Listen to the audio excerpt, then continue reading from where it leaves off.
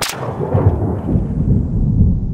everybody, Aaron Cowan, Sage Dynamics. This video we're going to talk about recoil management on the rifle. Just like with any firearm, recoil management is a huge concern for shooters in developing their skill set and becoming more proficient with their chosen weapon, be it pistol, rifle, shotgun, what have you. Recoil is an unavoidable fact of physics. For every action there's going to be an equal and opposite reaction.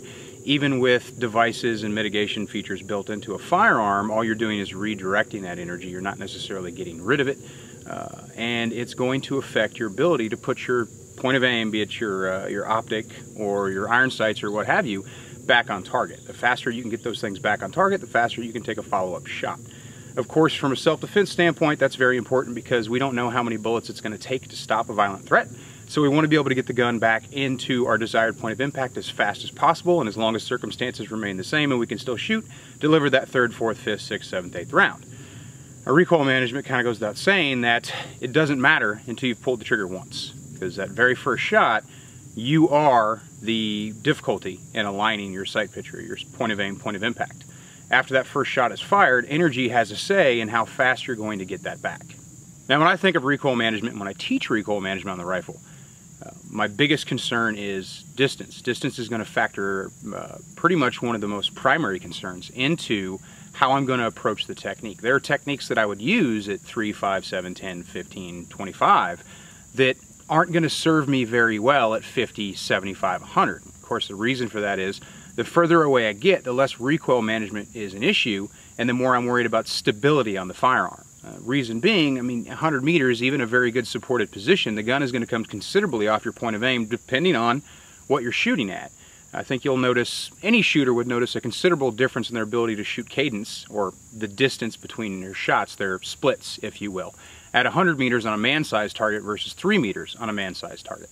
So once I get back to a certain distance, it becomes more about stability and less about recoil management, because the human body is inherently stable when it comes to precision at those distances without outside devices, bracing, barricading, using some form of improved support that wouldn't necessarily do me as well at the closer distances. At 3 yards, my inefficiencies in stability are not going to manifest themselves like they will at 100.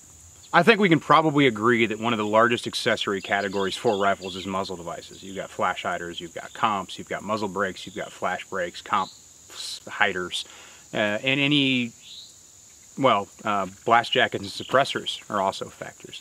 So what we're doing with those is we're redirecting gases to give us some kind of attribute on the firearm, be it to limit the outward concussion or to direct muzzle gases up to keep the muzzle flat, and hopefully not so flat that it goes recoil negative, which is an issue with some of your comps out there, and I've seen it on a few brakes where actually they do their job so well that they're going to drive the gun below the shooter's desired point of aim.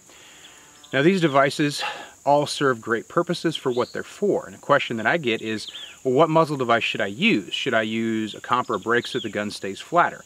I don't think there's anybody out there who can argue that the comp or the brake, mechanically speaking, is going to keep the firearm flatter than a flash hider will, because they do different things. Flash hider's primary intent is to hide the muzzle flash of the rifle, more of a military type thing to not give away your position, so they only hear a loud noise, they don't get noise and a visual, which is 2 sources of data, which makes it very much easier to pinpoint someone versus just one source of data being noise.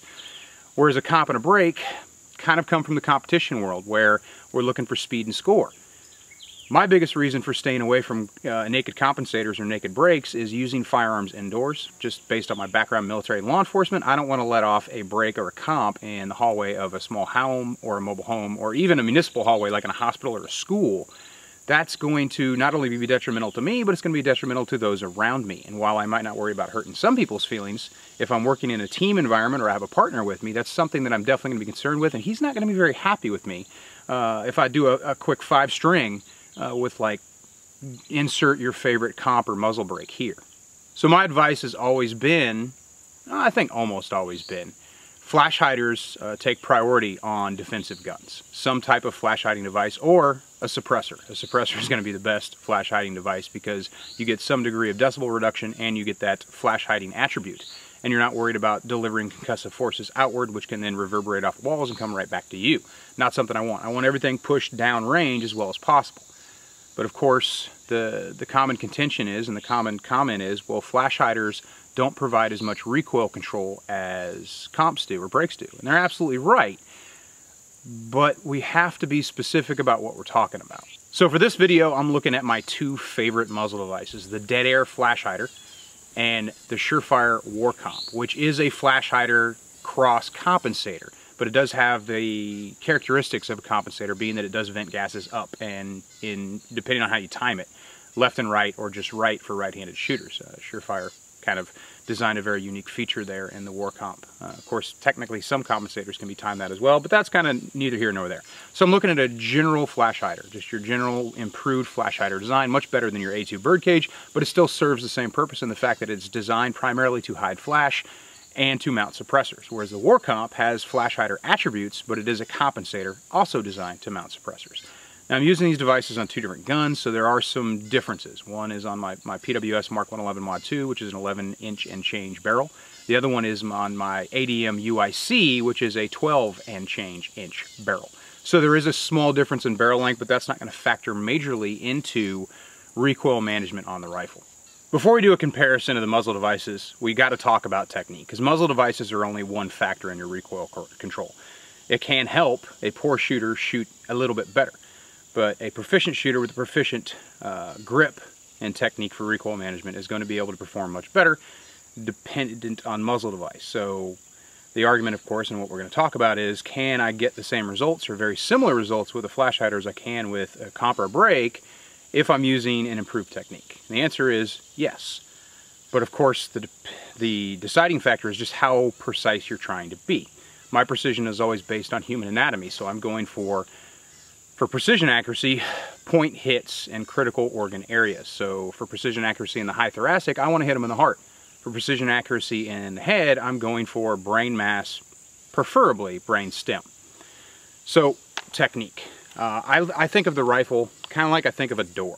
So here's my hinge. The door is going to be strongest and harder to move at the hinge. Here is the handle. That's the way we open the door, because we're able to generate more force more effectively. Our energy is more well used to steer the door, to open the door, to close the door, to do what we need to do with the door. The door is less stable at the handle, more stable at the hinge. So for close quarters, if you want to use that concern, I'm going to use a grip that's very similar to something you've probably seen something before, like it before, a thumb over bore, except my thumb doesn't go over the bore unless I'm using my light source. What I'm going to do is just run my thumb straight down the side of the rifle. That's one part of the technique. That allows me to drive the rifle in much the same way that I would drive a handgun, with that almost full extension, almost elbows locked position. That's my drive. Now my support hand, or I should say my primary hand, is just going to work the controls of the rifle and provide a pivot point or a fulcrum for the steering of the gun from the front hand. So I'm not doing a lot of driving from back here. I may assist, but I'm not going to steer the gun from the pistol grip. Stock, the toe of the stock is going to be close to, if not in, that natural chest arch right there by the collarbone. Locked in so I get a good cheek weld. Cheek weld is another part of it. If I'm aggressively pressing unconsciously or consciously into my cheek weld, that can create torque in the rear of the gun, which can drive it off target as well. So a balance has to be maintained between how much pressure is applied to the 4 points of contact on the rifle. I want to pull straight back. Problem with that being, I've only got one hand up front. So one hand pulling backwards is also going to be pulling the rifle towards that shoulder. So if I'm right-handed, my left hand is going to be pulling the rifle towards the left. So I have to be very conscious of that. The way I overcome that is delivering opposite pressure on the rear of the gun, but I don't want to do it to such a degree that I torque the rifle unnecessarily. As you can see, this topic can get very complicated and requires a good deal of practice to become proficient with. Another thing I do, and this is just my personal thing, just based on experience, mostly this comes from shooting a lot of select fire, is I'm going to kind of roll my shoulder into the outside of my stock to create a deeper pocket for the gun to sit in, so I've got more control on the gun torquing on me as I go super fast, Ricky Bobby, or cyclic on a select fire rifle. A question that gets asked is, how much pressure are you delivering? That's hard to quantify, because what I consider to be 50% pressure, you're going to look at it differently. Because what is 50% really when we're talking about organic pressure delivered to an object? The best thing I can say is, if you're pulling back on the gun so hard that you feel it torquing, That's probably too much pressure unless you're at very close quarters. The closer I am, the less I'm worried about excess torque on the front of the gun, that asymmetrical pressure that's going to pull it up or pull it down or pull it left. I'm more worried about getting hits on target. The harder I grip the gun, the more vice-like I become, the better I'm going to be able to help manage that recoil. But recoil is still going to affect the gun in very interesting ways.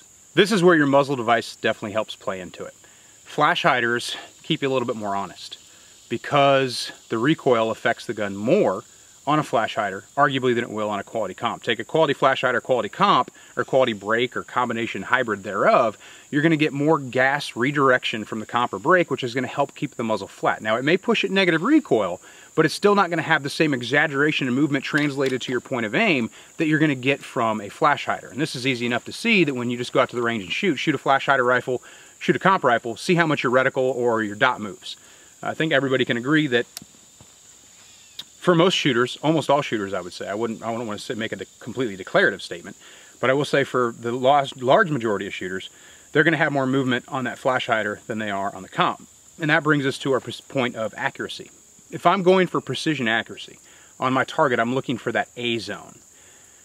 I'm probably going to have to deploy a degree of discipline in order to keep that dot where I need to keep it. And if I'm at very close quarters, I'm also having to factor in my holdover if I am holding over, and I probably should be, especially if I've got a 50 or 100 meter zero on my gun. I don't want to shoot below the A zone or outside of the B zone altogether. So because the flash hider allows more movement to translate to the gun, to keep it in the A zone, I do have to slow down my rate of fire compared to what I'm able to do with a comp or a brake. If you don't believe me, let's look at this comparison. I shot at 4 different distances using the dead air flash hider on one target and the Surefire War Comp on the other target. I shot these 4 distances, and my primary mission was to maintain my hits inside the A zone.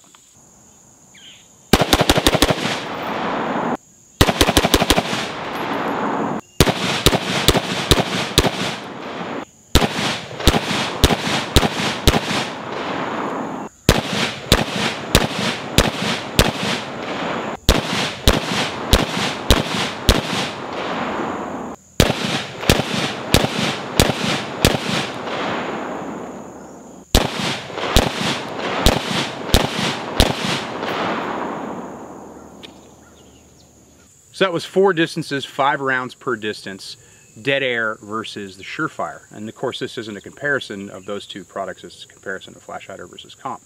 Now, I think you'll notice something very interesting.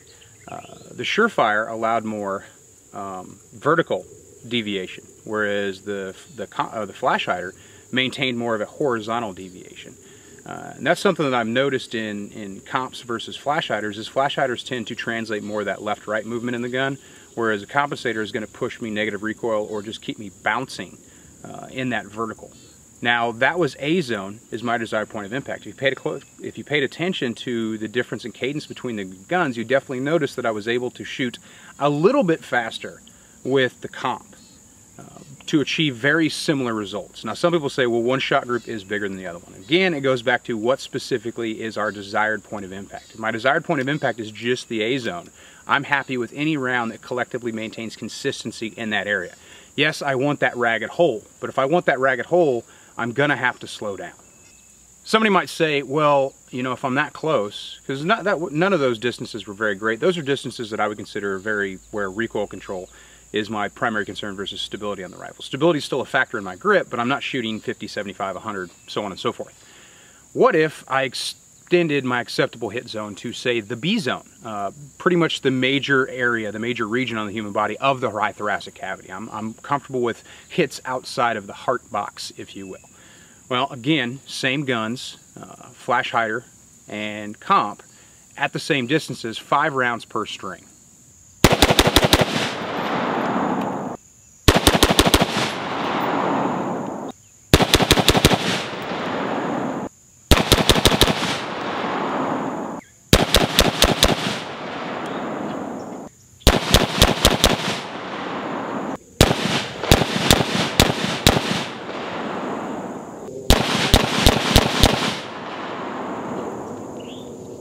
What's the difference? Did you see considerable differences in the 2 shot groups? Is there a pattern there between flash hider performance and compensator performance? I think everybody can agree that you can definitely see some consistency in performance, even with my extended, or my expanded, I should say, acceptable hit area. What happens if I just need to hit the target? I'm trying to hit the high thoracic. That's where I'm going to try to keep my point of aim, even if I'm holding over. But I'm just trying to run the gun as fast as I can. Now, of course, there's a degree of responsibility that comes into that. I don't like the term shoot as fast as you can. I like the term shoot as fast as possible. And again, it's getting into some semantics, but words mean things. So for me, shoot as fast as you can means just pull the trigger as fast as you can with no regard whatsoever to where the rounds go, as long as they're in the general direction of what you're trying to hit. To me, that's an unacceptable technique for shooting. Shoot as fast as possible means I'm going to pull the trigger as fast as I can, as fast as possible, while maintaining a general sight picture on my threat, so I'm going to get hits. They may not be the best hits, but they're going to be hits. So for this third little demonstration, I decided to shoot as fast as possible on distance. The only caveat I had in shooting as fast as possible is I had to have reticle on target for each trigger press.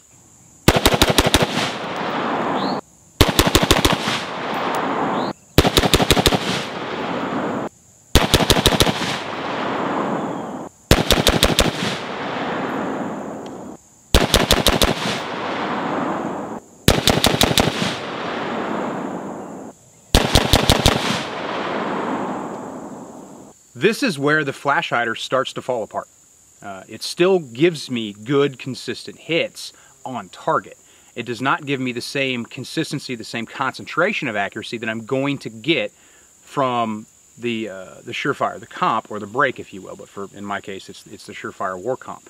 I think you'll notice that the Surefire War Comp is uninterested in the speed of shooting you do if your acceptable desire for accuracy is B zone. You got to slow it a little bit down for A zone. But even out to reasonable distances, for speed shooting, if you will, or for recoil concerned shooting, and if I'm shooting at 100, the gun's probably settling from recoil completely before I take my next shot. Same with 75, arguably same with 50, maybe even 25. I'm letting most of the energy drain out of the gun before I shoot. I'm not fighting recoil to get the next shot. So with that comparison, I think you'll see that the compensator, that's where they really shine, because they're not as interested in your continued input as long as the grip is good and your eye-hand coordination is good and you're bringing the gun and you're staying same point of aim mentally, trying to okay, this is where I want to hit, this is where I'm going to mentally drive my dot back to. I'm going to be able to put it back there consistently, whereas the flash hider, the gun gets a little squirrely and you have to physically fight the gun a little bit more back to get it on target. So when the question is asked, well, should I use is it all technique? The answer is no. There are definitely some controlling factors there when we talk about muzzle devices. And of course, length of pull and stock and grips and what our forward hand is doing, all these things factor in as well. But when we're just talking about muzzle devices, yeah, the flash hider is not going to be able to give you the same degree of performance you're going to get from a compensator, but there are positive attributes to a flash hider that you're not going to get from a comp or a break. So for me, my advice is always, if it's for home defense, if it's for team purposes, find the best flash hider you can and be proficient and develop your technique.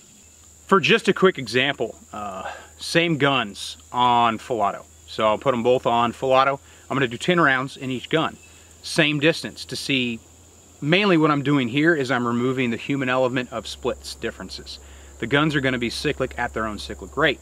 Now the cyclic rates are not the same because one's a long stroke piston, the other one's DI, and there's some other factors in there, so gas is managed different.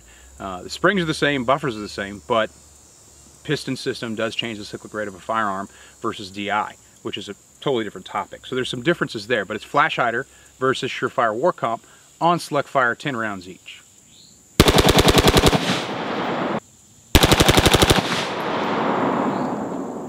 And I think you can see why I showed you that. You can see the difference when the human element of trigger press is taken out of the equation.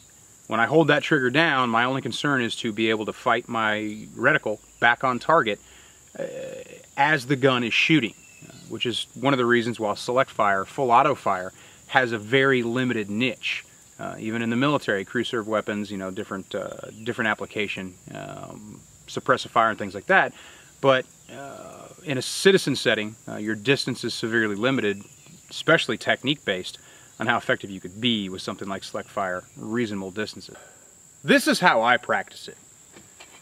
I put a small black box, marker spot, point of aim, something like that. But I actually like the box. Maybe something a little larger, maybe a little smaller. I started out much larger than this. And what I do with this black box, especially for holdovers at those closer distances where that recoil management really matters, this is going to be in the neighborhood of where I'm going to hold over if I'm trying to hit here. The reason this box is there is because I hold myself to a certain degree of discipline as much as possible. My reticle can't leave this box. It's not allowed outside of it. If my reticle isn't somewhere inside this box, I do not pull the trigger. The larger the box, obviously it's going to translate probably to a wider shot group. High hand coordination plays a factor in that, of course, as well as your 4 points of contact on the rifle. The smaller I make the box, the tighter my group is going to be. And some people might be like, well, why don't you just draw a dot on the target and hold over and try to hit that? I do that as well, but this is kind of a reticle prison. If I let my reticle outside of this box, it's going to translate to a hit that is just not acceptable to me. And when you try this, and it doesn't take a whole lot of ammo, you can take a piece like this, get 20 rounds of ammunition, do strings of 3 as you move back, and see what it translates to in your shot group. The smaller you make the box, probably the slower you're going to shoot, but the better your group is going to be. If you hold yourself to that standard, you get used to how much your reticle moves. And this is the biggest reason why I started doing this, is because, yeah, I could draw a dot right here and hold over, but if my dot is bouncing around on one solid color contrast, I'm not really seeing how much movement I'm getting. Even if I'm paying direct attention to my reticle, hopefully not staring at it, but paying attention to it, I may not actually see how much it's moving around because there's no borders for it to intersect with unless it's going completely off the target.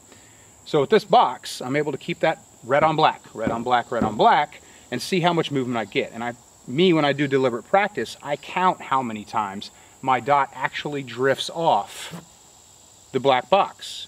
Smaller the box, the more it's going to drift off, the more I'm going to focus on, okay, what is causing that, what direction it's going in. If you think back to some of my RDS videos where I talk about listening to what the dot is telling you, it's no different on the rifle. Listen to what the dot is telling you, or the reticle crosshair, your iron sights, whatever you happen to be using.